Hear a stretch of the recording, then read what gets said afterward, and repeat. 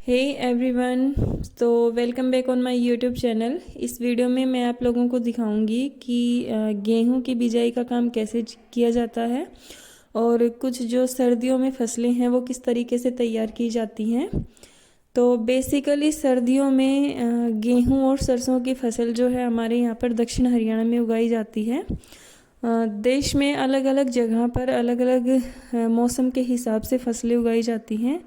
गेहूं और सरसों के अलावा यहाँ पर जो है गाजर, मूली, पालक, धनिया और भी काफ़ी सारी जैसी सब्जियाँ होती हैं। इसके अलावा मेथी होती है, उसको उगाया जाता है। चने की फसल है वो भी कुछ हद तक तैयार की जाती है, लेकिन ज़्यादा नहीं की जाती। तो अभी जो है खेतों को देख रहे हैं आप, इनका सरफेस जो है इक्वल का रखा है। इनका इक्वल सरफेस जो है, इनको जब खाद बोया जाता है तो खाद देते समय खेतों में और इनका सरफेस इक्वल कर दिया जाता है। पीछे पीछे एक मेज़ बांध ली जाती है ट्रैक्टर के पीछे, और वो पूरे की पूरी जो मिट्टी है उसको इक्वल करती हुई चलती है। ये काम इसलिए किया जाता है ताकि खेत में जगह जगह पर गड्ढे ना बने, क्योंकि गड्ढे बनने से क्या होता है कि उन गड्ढों में या तो पानी इकट्ठा होने की प्रॉब्लम आ जाती है, तो वहाँ की जो फसल है वो ख़राब हो जाती है। और या फिर कई कई जगह पे क्या होता है कि ऊंचाई पर फिर पानी रुकता ही नहीं है, तो वहाँ पर भी जो पौधे हैं उनकी जड़ें खराब होने लग जाती है। तो इस तरीके से पूरी फसल के ख़राब होने के चांसेस होते हैं। इसलिए जो बीज को उगाने से पहले जो सरफेस है उसको इक्वल किया जाता है, ताकि जगह जगह पर पानी इकट्ठा ना हो और इक्वली जो है पूरी की पूरी फसल अच्छे से लग जाए। तो अभी जो है खेत में ये काम चल रहा है और ट्रैक्टर से बिजाई की जा रही है। पीछे पीछे एक बगुला भाग रहा है। ये काफ़ी सारे बगुले होते हैं, आज ये सिर्फ एक ही है। इसमें जो जैसे कि गीली मिट्टी होती है, नमी नमी वाली मिट्टी में, तो इसमें छोटे छोटे कीड़े वगैरह निकलते हैं। जब मिट्टी को ऐसे पलटा जाता है, मशीन चलाई जाती है तब, तो उसमें छोटे छोटे कीड़े निकलते हैं और उनको ये खाते हैं पीछे पीछे। तो इस वजह से काफ़ी सारे बगुले जो हैं वो ट्रैक्टर के पीछे भागते रहते हैं। आज तो ये बस एक ही है। और ये है मेरे पास कासनी का बीज। ये पशुओं के लिए हरा चारा है।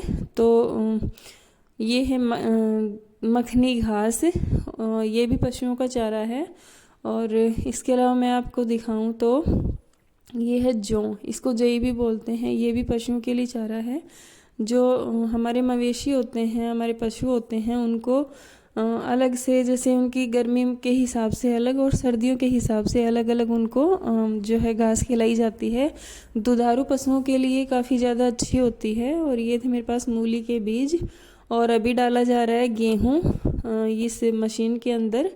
तो यहाँ पे ये जो मशीन का संदूक है पूरा का पूरा, ये भर लिया जाता है खेत के साइज़ के हिसाब से, कि इतना खेत है और इतनी दूरी में बिजाई करनी है, तो उस हिसाब से इसमें गेहूं डाल लिया जाता है। बचा हुआ गेहूं इससे निकाला भी जा सकता है। बिजाई हो जाती है और गेहूं बच जाता है तो वो निकाला भी जा सकता है। इसमें नीचे पाइप लगी हुई है, उनसे गेहूं आता है।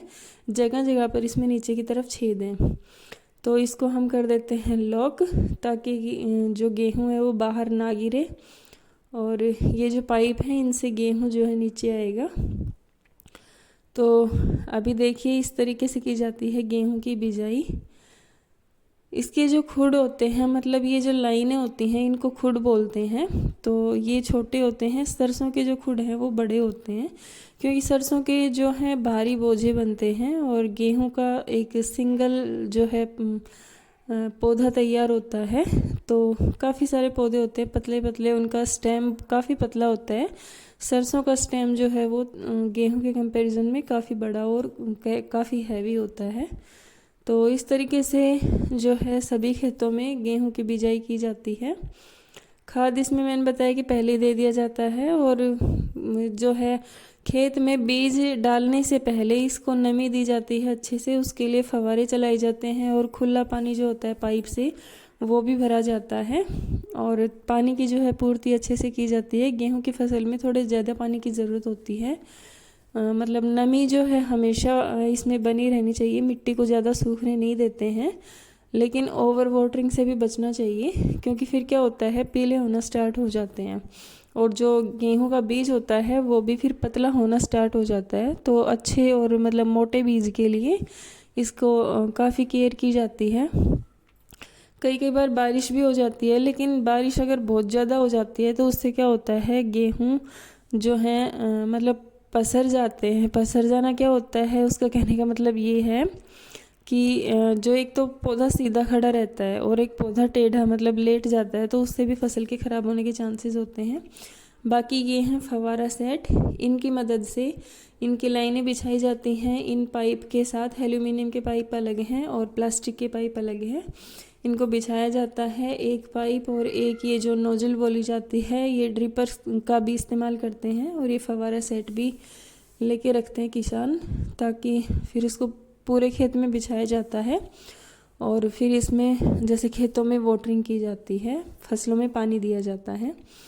और ये है खेत पे हमारा कमरा, और इस छोटे से कमरे में लगभग कबाड़ का ही सामान है। तो कबाड़ का तो नहीं है, खेतों के हिसाब से काफ़ी यूज़फुल वर्क है इसमें, मतलब काफ़ी यूज़फुल चीज़ें हैं। तो इनकी मदद से खेतों में काम किया जाता है। जैसे एक्स्ट्रा जो फवारा सेट है, नोजल वगैरह है वो रखी हुई है, जो खुडाली होती है वो रखी होती है। और ये देखिए चूहों ने क्या हालत कर दी है इसकी, क्योंकि जानवरों का भी खेतों में खतरा होता है, सांप वगैरह भी निकलते हैं। तो इसमें देखिए ये चूहों ने कैसी हालत कर दी है। इसमें थे मटर के बीज, मैंने सोचा कि क्यारी लगा रहे हैं जैसे पशुओं के हरे चारे के लिए, तो उसके साथ साथ हम बीज भी लगा देंगे।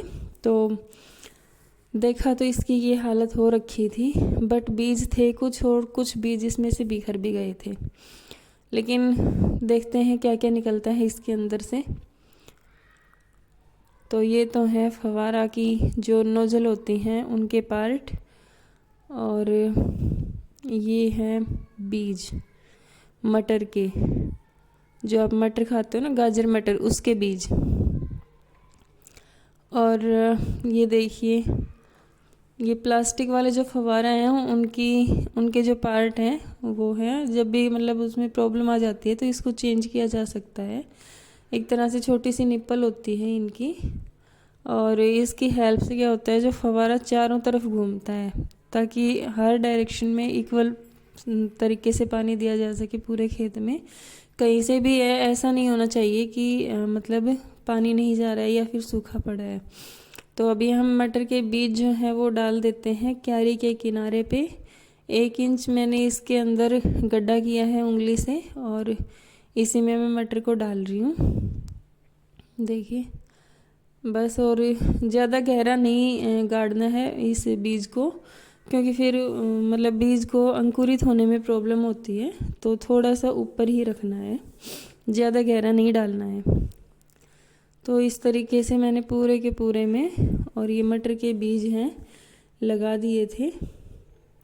मिट्टी जो है काफ़ी लूज़ हो रखी है, क्योंकि ट्रैक्टर से जो मिट्टी है इसको उल्टा पुल्टा कर दिया जाता है, तो अच्छे से लूज़ हो रखी है मिट्टी। तो इसमें जो है फसल होती है, बीज होता है, वो आराम से अंकुरित हो जाता है।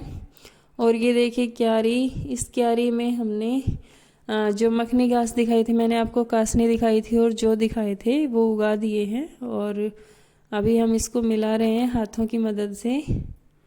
और जो मेरी मम्मी है वो इसको जो दंताली बोलते हैं एक्चुअली हमारी साइड में इसको, लेकिन ये फावड़ा भी बोलते हैं लोग, अलग अलग जगह पे इसके अलग अलग नाम है। तो मम्मी इसकी हेल्प से मिला रही थी और मैंने इसे हाथों से मिला दिया था। ये दुधारू पशुओं के लिए काफ़ी अच्छी होती है और पशु इसे काफ़ी खुश होकर खाते हैं और फिर दूध भी अच्छा देते हैं इससे।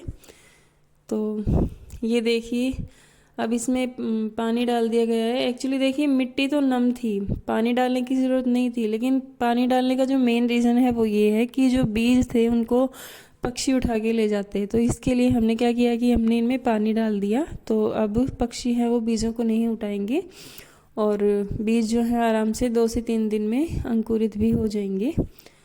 तो ये कट्टे जो हैं ये इसलिए लगाए गए हैं ताकि यहाँ पर गड्ढा ना बने, क्योंकि ये जो पानी का प्रेशर आता है एकदम से पाइप में से तो ज़मीन के अंदर गड्ढा बन जाता है। तो उसके लिए हमने ये कट्टे लगा दिए हैं ताकि इस प्रेशर से बचा जा सके, मतलब जो गड्ढा ना बने। तो इस तरीके से पूरी की पूरी क्यारी में पानी पहुंच जाएगा। और जब भी पानी देना होता है तो इसी की मदद से देते हैं क्यारियों में। और जो गेहूं की फसल है, जो लाइन बना रहे हैं, जो ट्रैक्टर से लाइन बनती जा रही है, उसमें लाइन टू लाइन वाटरिंग की जाती है। उसके लिए फव्वारा सेट बिछाए जाते हैं। तो इस तरीके से जो है पूरी की पूरी फसल की तैयारी की जाती है। गांव की लाइफ वैसे काफ़ी अच्छी होती है, लेकिन हार्डवर्क भी काफ़ी ज़्यादा होता है। पोल्यूशन इतना ज़्यादा नहीं होता है, काफ़ी कम होता है, और काफ़ी फ्रेश एयर भी मिलती है यहाँ पे। गांव का रहन सहन अलग होता है शहर के रहन सहन से, क्योंकि काम अलग हो जाते हैं लोगों के। डिफरेंस तो होता ही है, लेकिन सबकी अपनी एक अच्छी लाइफ होती है और सब अपने तरीके से उसे जीना पसंद करते हैं। गांव शहर तो कुछ नहीं होता, हर इंसान जो है काम के लिए निकलता है। गांव से लोग शहरों में जाते हैं, शहरों से गांव में कम आते हैं, क्योंकि क्या होता है कि अकेले जिनके पास कम ज़मीन है तो उनको काफ़ी ज़्यादा प्रॉब्लम आती है इस चीज़ से कि वो कैसे सब कुछ मैनेज करें। क्योंकि जो फसल के दाम हैं वो हमेशा एक जैसे नहीं होते। फसल के जो रुपये होते हैं, एक्चुअली जो अमाउंट मिलता है बाद में फसल को बेच के, वो काफ़ी कम होता है। तो मतलब अगर पूरे साल का किसी के पास कम ज़मीन है और पूरे साल का अगर वो हिसाब किताब लगा के चले तो उसमें कुछ भी नहीं होने वाला। तो इस वजह से लोग जो हैं शहरों की तरफ भी मूव करते हैं गाँव से, ताकि उनकी आजीविका अच्छे से चल सके और एक अच्छा जीवन वो जी सकें, वहाँ से उसकी जो है ज़्यादा कमाई हो सके। और एजुकेशन भी काफ़ी अच्छे स्तर पर दी जाती है हमारे साइड भी। और जो कुछ इलाके हैं वो पिछड़े हुए हैं जहाँ पर एजुकेशन का रेशियो भी कम है, लेकिन हमारी तरफ अच्छा है सब। देखिए अब इसमें वाटरिंग हो चुकी है, पूरा का पूरा भर चुका है। और ये जो पेड़ है, इस पेड़ को बोलते हैं जांटी का पेड़, जो कि पूरे के पूरे खेत में लगे हुए हैं।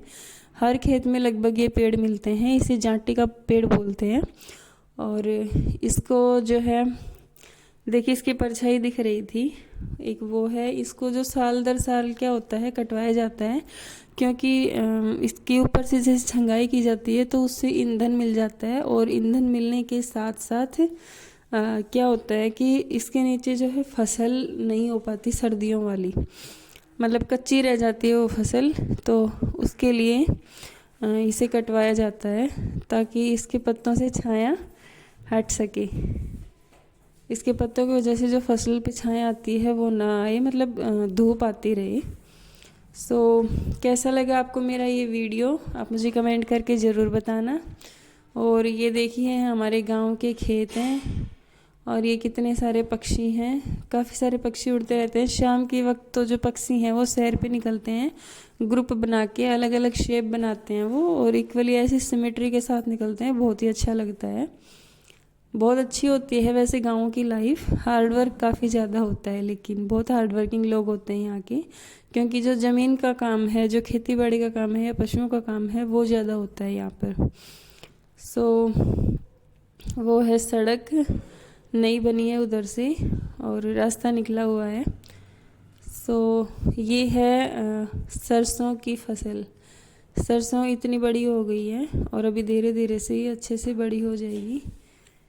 कमेंट करके बताना कि मेरा वीडियो आपको कैसा लगा, और अगर अच्छा लगा हो तो प्लीज़ लाइक करना और मेरे चैनल को सब्सक्राइब करना। मिलते हैं नेक्स्ट वीडियो में, तब तक के लिए